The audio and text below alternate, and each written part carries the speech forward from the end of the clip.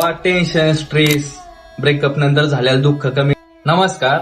आत्ताच काही दिवसांपूर्वी ना पुण्यामध्ये एक अत्यंत दुःखद घटना घडली. त्या घटनेमध्ये दारू पिऊन 15 जणांचा मृत्यू झाला आणि पुन्हा हे सिद्ध झालं का दारू ही फक्त विषारी नसून जीवघेणी पण आहे. हे ऐकून खूप वाईट वाटलं. म्हणूनच हा व्हिडिओ सगळ्यांसाठी आणि खास करून माझ्यासारख्या यंग जनरेशनच्या तरुणांसाठी आहे. काही खरंच सांगतो, मला आतापर्यंत आहे ना दारू पिणाऱ्याचं लॉजिकच समजलेलं नाही. म्हणजे बघा ना, त्याला माहित असतं का आपल्या खिशातून पैसे जाणार आहेत, वरून आपलेच हाल होणार आहेत, वरून शरीराचं पण नुकसान होणार आहे, आणि तरी तो दारू पितो. का? त्याचं कारण असं का तो दारूच्या आहारी गेलेला असतो. भावा, दारू बद्दलचं माझं मत आहे ना थोडंसं वेगळं आहे. कारण मी आहे ना दारू पिणाऱ्याचे एवढे दुष्परिणाम बघितलेले आहेत, एवढे.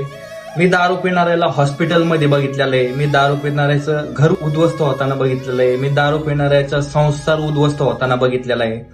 मी सांगतो, दारू पिणारा त्या दारूच्या दुकानाच्या बाहेर येऊस्तोवर कुठेतरी गटारात पडलेला बघितलेला आहे.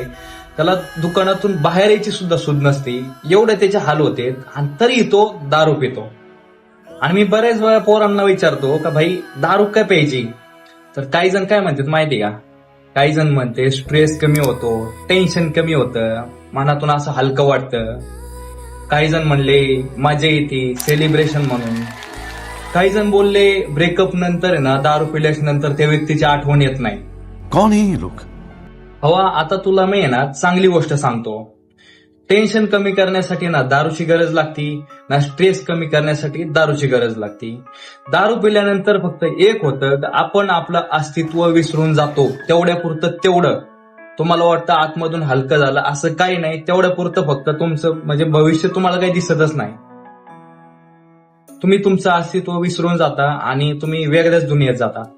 आणि भावा, टेन्शन स्ट्रेस ब्रेकअप नंतर झालेलं दुःख कमी करण्यासाठी दारू हा एकमेव पर्याय नाहीये.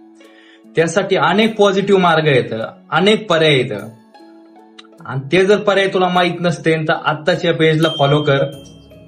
कारण या पेजवरती फक्त पॉझिटिव्ह कंटेंटच शेअर केले जातात, पॉझिटिव्ह कंटेंटच अपलोड केले जातात. खोटं वाटत असेल तर आपल्या प्रोफाईलला जाऊन चेक कर, एकही तुला निगेटिव्ह कंटेंट दिसणार नाही. आणि या पेजला फॉलो केल्याचा परिणाम काय होईल माहिती का? तुझ्या आजूबाजूला आहे ना एकही निगेटिव्ह विचार आहे ना भटकणार नाही. फक्त एक गोष्ट लक्षात ठेव, दारू सिगरेटच्या नादाला लागू नको.